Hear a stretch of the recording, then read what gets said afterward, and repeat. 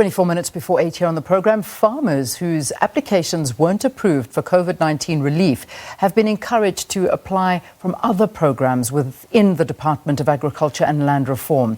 When giving an update on the more than 55,000 applications received, the Agriculture Minister Thoko Didiza cited documentation and failure to meet the criteria as challenges in the process.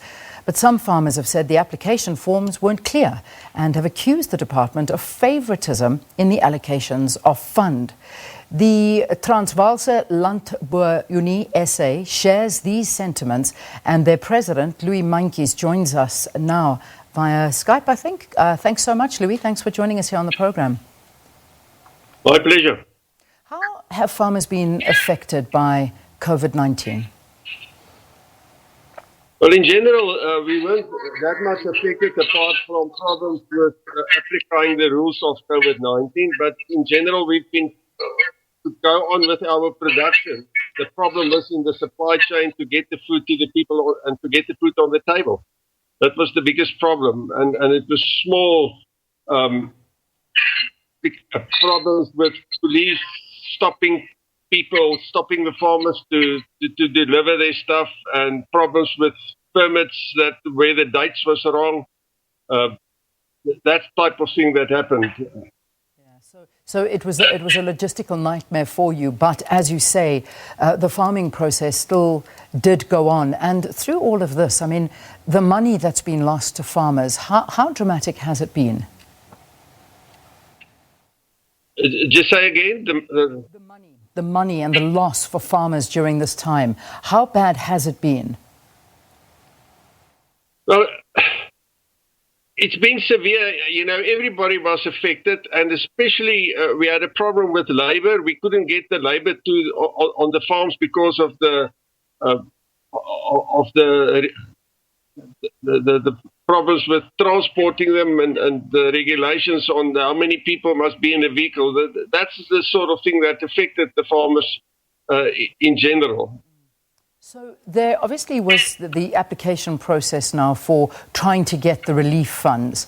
What, according to your members, was the process like? How was it? Because there have been quite a lot of, views as to some were very difficult, others felt it was okay. Let's talk to your members. How did they find the process of applying for relief funds? I think, let me explain the problem we have with this whole process. The government has allocated 1.2 billion rand for this process. And we need to differentiate between food security and helping people. So if the minister's argument was she's doing it for food security reasons. If you look at the statistics, it's the latest statistics, it was released just before the lockdown started. 46.7% of the farmers are farmers with an income below 1 million rand. The income they generated is 1.9% of the total income in agriculture, and they employ 6% of the people. So if you talk about food security, how can you spend 1.2 billion rand on 46%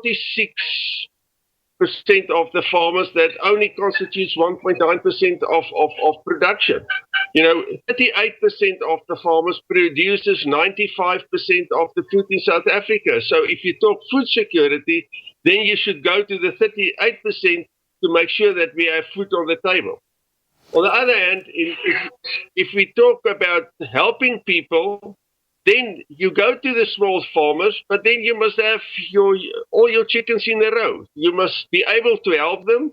You must make sure that they produce, and that at least if you spend 1.2 billion rand on them, that you get 1.2 billion rand of production back on food to the people of South Africa. Then your extension services must be in place. The supply chain must be in place. You must be able to get the food from the farmers, the small-scale farmers, to the table of the people. And that's the problem. So if the ministers say that's for food security's sake and she'll make a difference in food security, she's lying. So You've also accused the department, on top of what you're saying now, is you've accused the department of supporting subsistence farmers who are predominantly ANC supporters. Do you have proof for this accusation? Why do you say this? Well, the history of the ANC is very clear. You know, just before elections, they start going out with helping people and selling,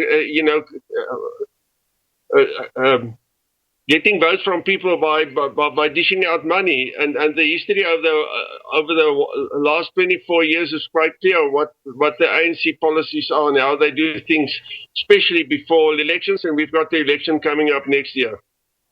So you think that this is the root of it all, is that this is politicking and electioneering, and it's not actually being used, these funds, for the right reasons? That's what you are claiming. That's what we are claiming, and they need to prove us wrong. So it reminds us also of the Masambambisani project that was done a few years back. Exactly the same problems we experienced then, and that was also stopped. We must stop judging a project on the money spent. You must judge a project on the produce you get from that project. And the government does not do that. They just dishing out money to get votes.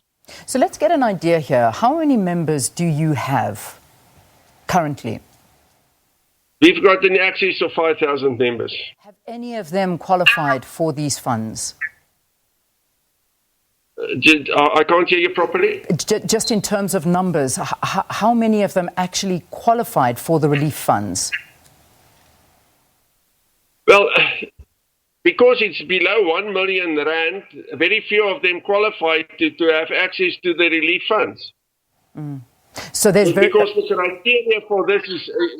The criteria for this is for people, for farmers with an income or turnover of below 1 million, between 500,000 and 1 million rand. So even the successful applicants say that they haven't been updated or received any of these funds as yet. The minister, however, said that communication will be done with them this week. So, I mean, what support do you know of that they're receiving right now? We're talking about obviously smaller farmers because the bigger ones don't qualify for this. Well, most of our farmers are commercial farmers and they produce for food on the table. So from our farmers, we don't even bother to apply for that because there's always a race criteria when it comes to the government.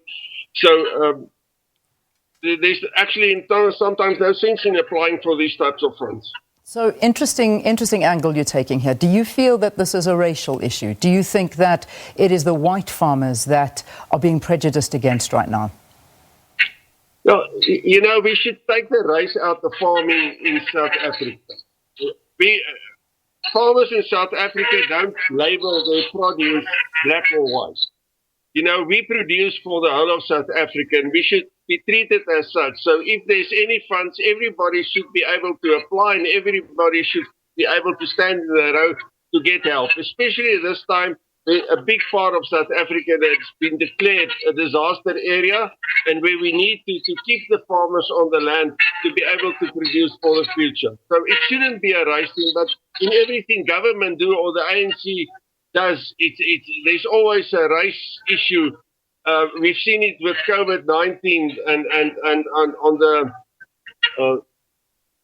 on the one section of the economy where you can only apply when you're a BEE company. Just finally, Louis, we're actually going to be talking to the minister now. So everything you're raising, I am going to raise with her personally. But what about food security in South Africa? Is it under threat? That for me is, I suppose, the big question that we need to know. Will there come a time, if there is not relief for these bigger commercial farmers, to get some funds to help them? Will there be a time where our shelves will begin to run dry? We believe so, but I think we should. There's also another argument. There's a difference between food security and food on the table. We might have food security, which means we have food enough to feed South Africa, but the problem is getting the food to the people on the ground. And the guy must earn money to be able to buy food. And if we don't look at at the economy of this as well, and get people to work and earn money so that they can afford and buy food. And then we will have a problem. Although we will have food security, we won't have the food on the table because of these other issues and not being have the capacity or the money to buy the food. And to get the food to the people on the table, the infrastructure to get the food on the table. So those are the two things. You can't just look at food security per se. You must look at do we have get the food on the table of the people, and that is the bigger issue. Louis, we leave it there. Louis Meintjes talking to us about the plight of his members, and he's talking on behalf, as the president of the Transvaalse Landbou-Unie SA, for talking about these relief measures that he feels his members are not receiving. So, after the break, we have the minister herself with us here on the program. She will respond to some of those accusations. Minister Thoko Didiza